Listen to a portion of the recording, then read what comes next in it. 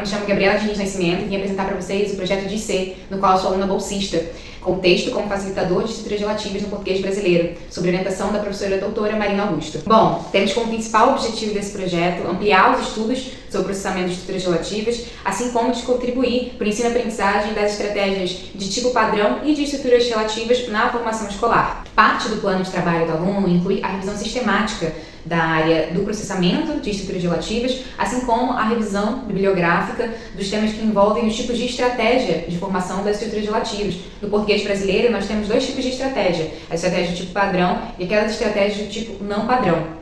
Bem, essa revisão, ela concluiu que essa caracterização das estruturas relativas como estruturas de alto custo da língua é uma característica relevante para o nosso projeto. Desse modo, nós sabemos que, ademais das características que levam à complexidade das estruturas relativas, a função sintática relativizada dentro da hierarquia da acessibilidade de Kennan e Conway é uma característica que impõe custos adicionais ao processamento de estruturas relativas. Então, desse modo, uma estrutura relativa do tipo objeto direto vai ser mais custosa do que uma relativa de sujeito. Então, aí se atrelam já as complexidades oriundas da relativa, de ser uma estrutura complexa da língua, há o tipo de elemento relativizado, ou seja, a função sintática relativizada para esse tipo de relativa. Entretanto, Kennan e Conway, no estudo clássico sobre a hierarquia da acessibilidade, vão considerar somente as estratégias de formação do tipo padrão. Já Tarallo, em 1983, vai assinalar que existem estratégias de formação no português brasileiro além da estratégia de tipo padrão. Então, nós temos a estratégia não padrão do tipo resumptiva ou copiadora e a estratégia cortadora, que está aí como objeto de estudo da pesquisa de iniciação científica em questão.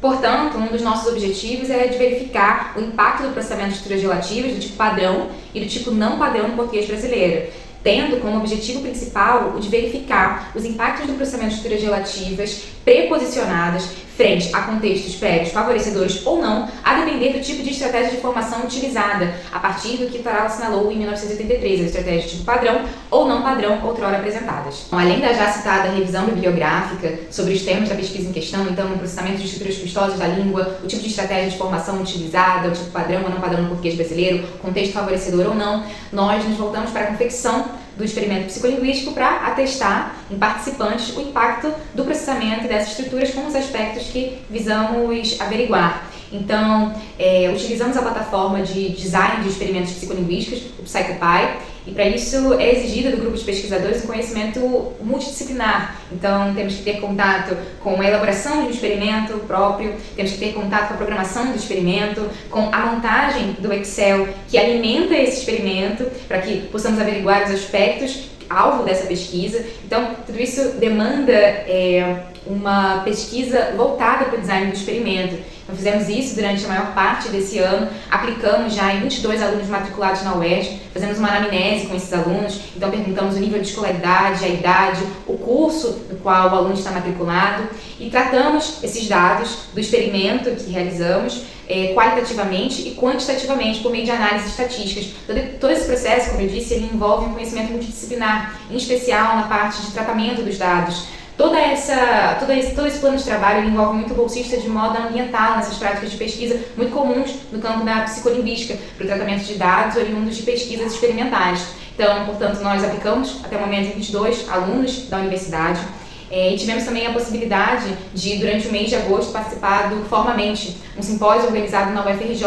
E lá levamos os nossos dados em formato de pôster, apresentamos e trocamos reflexões com os pesquisadores da área. Bom, os nossos resultados, já tratados estatisticamente e apresentados no Congresso Formamente na UFRJ em agosto, apresentaram resultados iniciais apenas de efeitos gerais do contexto prévio durante o processamento de relativas de objeto indireto do tipo padrão e não padrão, com os tempos de leitura no segmento crítico mais demorados para o contexto alto e para a variante portadora, que é aquela do tipo não padrão.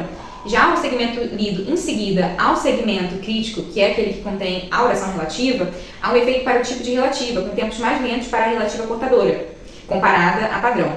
De um modo geral, as relativas de estratégia portadora tiveram tempos mais lentos de leitura em comparação às relativas padrão. Em relação ao contexto, o contexto discursivo contrastivo levou tempos mais demorados do que o contexto de contraste baixo. Não houveram efeitos de acurácia e, por fim, para o contexto contrastivo alto, acertos para a relativa portadora foram maiores do que para a relativa padrão. E para o contexto contrastivo baixo, acertos para a relativa portadora foram menores do que as relativas do tipo padrão.